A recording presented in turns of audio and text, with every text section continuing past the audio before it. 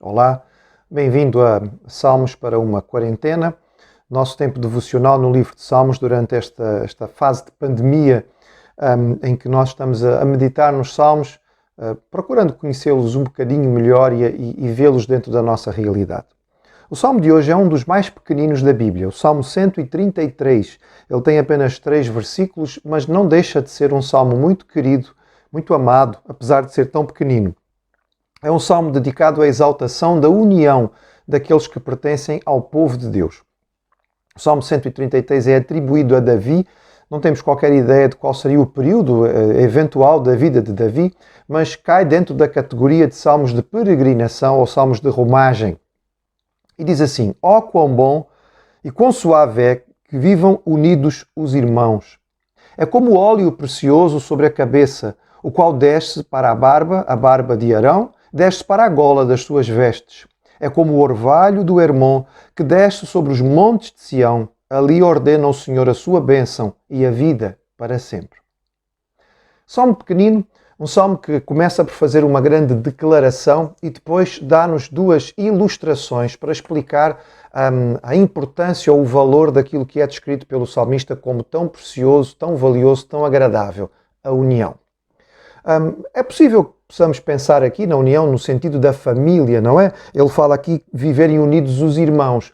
Mas a maioria dos estudiosos entende que aqui não será propriamente apenas uma família, apesar de que Davi podia desejar muito a unidade da sua família, que na verdade não existia. Inclusive, nós lendo a história vemos que irmãos mataram irmãos dentro da família de Davi, o que é muito triste. Mas provavelmente aqui estamos pensando em termos nacionais, da união da nação.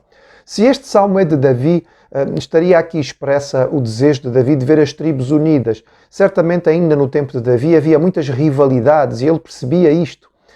A unidade da nação era um alvo, era um desejo. E o fazer de Jerusalém a sua capital, estabelecer ali um local de culto, fazia parte do projeto de Davi para que Israel realmente fosse uma nação. Possivelmente, este salmo usado num contexto um bocadinho mais tarde, poderia desejar a reunificação da nação, quando nós tínhamos um reino no norte e um reino no sul. Seja como for, aqui a unidade é apresentada como bênção, como algo muito agradável. Nós podemos pensar no oposto, não é? Pensemos na desunião, que significa rixa, discussão, briga, desentendimento, ciúmes, invejas. O quanto isto é desagradável, o quanto isto traz um ambiente ruim, o quanto isto prejudica as pessoas quando há algum deste sentimento no meio. Logo, o contrário é bênção. Quando não há nem ciúme, nem inveja, nem rixa, nem briga, mas há entendimento, há harmonia, há amizade, há capacidade de ser bênção um para o outro. Há aquela preocupação mútua que devia existir dentro daqueles que são o povo de Deus. É claro que nós podemos estar aqui pensando na unidade, nesta harmonia do povo do Senhor, e esta unidade tem como base a sua comunhão espiritual. Se pensarmos na Igreja de Jesus, nós sabemos que a base da nossa unidade é a ação do Espírito entre nós. Somos pessoas diferentes, temperamentos diferentes, provavelmente raças diferentes, etnias, culturas diferentes. Como vamos poder estar unidos com tantas diferenças entre nós? Pela ação do Espírito, que nos faz todos filhos de Deus, que regenerou o nosso coração e nos deu uma nova natureza, que nos ajuda a perceber a importância da santidade e do caminhar para sermos mais parecidos com Jesus. Aí sim é possível haver unidade. E mesmo na diversidade que há na Igreja, nós podemos viver em união e esta união ser algo tão bonito e tão especial. O salmista então usa 2 ilustrações para falar sobre o significado ou o que pode mostrar, o que é que esta unidade pode representar. O primeiro fala sobre o óleo. Provavelmente aqui estamos pensando no óleo sagrado. O óleo que cai sobre a barba de Arão, o óleo para a unção dos sacerdotes, está lá descrito em Êxodo capítulo 30. Ele era composto por mirra, cinamomo, cálamo, cássia e azeite. Ele tinha proporções muito específicas, devia ser feito por um especialista em perfumaria e não podia ser usado pelo povo de qualquer maneira. Era um óleo especial, era um óleo perfumado especial e que tinha vários significados. Este óleo, normalmente, ele tinha algumas funções. Ele perfumava. porque sendo um óleo composto por substâncias muito valiosas, eram muito perfumadas e elas davam uma sensação de agrado ao perfumarem, não é o cabelo e a barba. Simultaneamente, este óleo servia para refrescar. Num ambiente de calor e de dificuldade, num clima agreste, seria algo refrescante que caía sobre a cabeça. Da mesma forma, o óleo muitas vezes era usado como refrescante para baixar a temperatura e, portanto, era usado para a cura, para poder ser ungido a alguém que necessitava de ser abençoado pelo Senhor. Nós podemos lembrar que este óleo, de uma forma muito particular e especial, era usada apenas para a consagração dos sacerdotes e mais tarde dos reis. Neste sentido, o que o salmista está a dizer é a unidade do povo do Senhor é como o óleo que cai sobre a cabeça de Arão. Ele perfuma o ambiente, ele refresca a comunhão, ele cura os relacionamentos, ele consagra o povo do Senhor de uma forma muito especial. Que imagem bonita para nós imaginarmos o que representa quando nós podemos estar unidos no Senhor e não permitimos que nada nos afaste daquilo que Deus nos dá em alegria.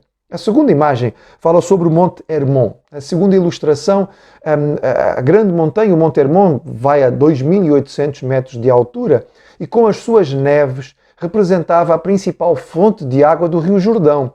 Porque na altura da primavera, quando estas neves derretiam, o Rio Jordão ficava, não é? Ficava caudaloso e ficava quase que enchia, não é? Por causa das águas que vinham do Hermon. Mas também este monte permitia que as terras ali próximas fossem quase sempre abençoadas com um orvalho e com chuva muito especial. Esta chuva fazia com que os vales desta região fossem muito produtivos. E então aqui a imagem é que, da mesma maneira que a unidade do povo de Deus perfuma, refresca, cura e consagra, ela faz fértil o terreno, ela produz fruto entre o povo do Senhor. Da mesma maneira que o Monte Hermon permitia que a região à volta fosse uma região frutífera que dava abundantemente colheitas, também da mesma forma a unidade permite a frutificação do povo de Deus, com uma colheita espiritual abundante que agrada o coração do nosso Deus, da maneira que Ele nos fez para podermos estar juntos e servirmos de bênção uns para os outros. Não podemos ler este salmo sem lembrar que na oração sacerdotal de Jesus, em João capítulo 17, ele pede especificamente que o povo de Deus pudesse estar unido. Ele pede para os seus discípulos que eles sejam um, como ele e o Pai eram um. Esta era a oração de Jesus e era o seu desejo para nós. É por isso que o inimigo trabalha tanto para dividir a igreja, para quebrar a igreja, para fazer com que as coisas mais tolas sejam motivo de discussão e de desvio. E nós devíamos ter isto em mente, muito presente, quão bom e quão agradável é que os irmãos vivam em união. Esta união, ela perfuma o nosso relacionamento, a nossa comunidade e serve de bênção e de cura para os que estão à nossa volta. Ela fertiliza as nossas vidas e permite que o ministério da Igreja do Senhor seja muito mais produtivo, muito mais frutífero. Esta deve ser uma oração importante. Nós vivemos um tempo, infelizmente, em que, apesar de se falar imenso sobre tolerância, vemos cada vez mais as pessoas tomando posições extremas e discutindo. A possibilidade de grandes relacionamentos e de maior proximidade por causa das redes sociais tem sido usada, infelizmente, não de forma a abençoar, mas a maldizer. E as pessoas usam as redes sociais para se atacarem, para se ofenderem, para criarem divisão. Nós devemos olhar para tudo isto e perceber que devemos ser sábios, pedir discernimento ao Senhor, usar a palavra de forma abençoada, porque o Senhor deseja que o seu povo viva em união. Esta união é bênção de Deus que vai frutificar na nossa comunidade e à nossa volta. É no meio desta unidade, diz o salmista, que o Senhor vai ordenar a sua bênção e vida para sempre. Que nós possamos, agora e sempre, ter isto em mente e preservar e lutar pela unidade do povo do Senhor, que nos abençoa a nós e nos serve de testemunho para o mundo.